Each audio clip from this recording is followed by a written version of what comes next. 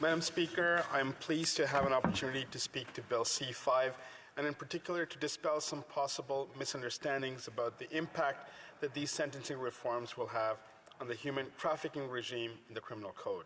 Some critics of this bill suggest that the proposed reforms would allow hardened human trafficking offenders who may be linked to organized crime or who are otherwise observing of harsh sentences to serve their sentences at home. This is simply not true, Madam Speaker.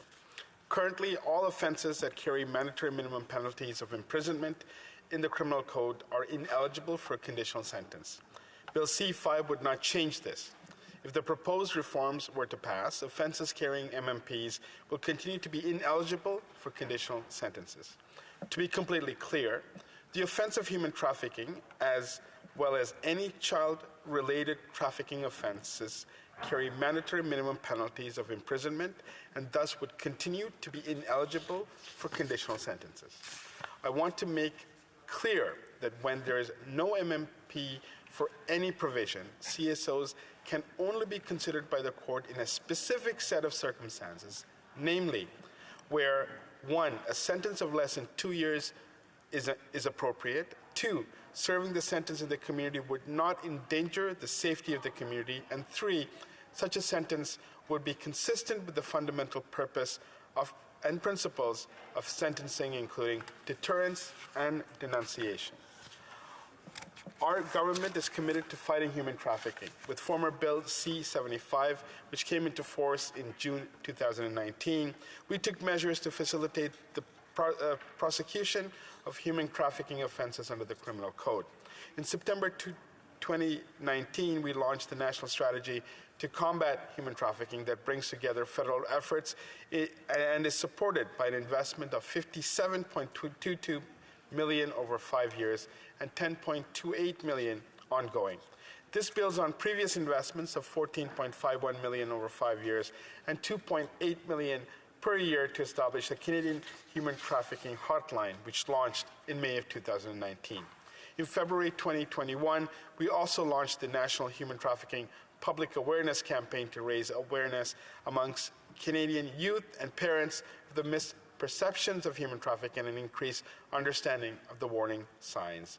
Our government has taken strong measures to combat human trafficking at its roots, Madam Speaker, instead of fueling the ideological tough-on-crime narrative, which it has not proven to be true empirically, has not served our communities, has not made us safer, nor helped victims. So let me be very clear.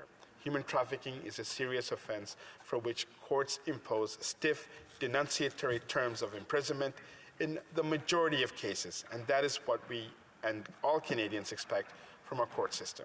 I have the utmost faith that after the passage of Bill C-5, sentencing courts will continue to impose fit and appropriate sentences that reflect the seriousness of each offense and the moral blameworthiness of the offender before them in all cases. Thank you, Madam Speaker. The Honourable Member for Peace River Westlock. Well, thank you, Madam Chair. One of the things that I would note is just around in northern Alberta, we have an ongoing revolving door of criminals that continue to get out on bail. So I put forward initiatives around human traffickers having a reverse onus bail. But this bill it would continue to allow human traffickers to get house arrest for being convicted of human trafficking. In Alberta, our Alberta Law Enforcement Response Team, ALERT, have been doing incredible work apprehending traffickers and helping victims regain their lives. And in one case last year, they arrested traffickers in Edmonton involved in the sex trafficking case that Sergeant Lance Parker described as truly sickening. Sergeant Parker went on to say, we owe her, the victim, safety and well-being, and to have these suspects in custody and prevent any other women from suffering the same.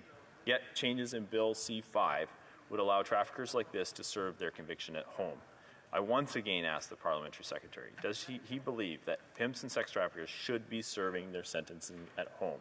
I know he says that judges won't allow this to happen, but the bill does allow for the sentencing of pimps and traffickers to serve their sentences at home. Thank you, Madam Chair. Full Parliamentary Secretary.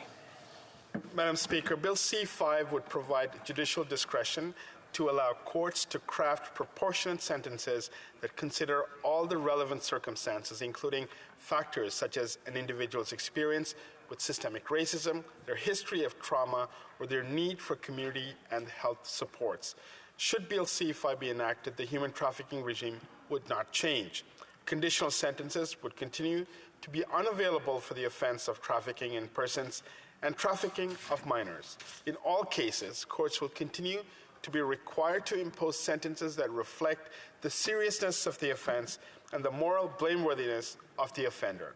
Bill C-5 is an important step toward addressing systemic racism and discrimination in the justice system while also maintaining public safety. Thank you, Madam Speaker.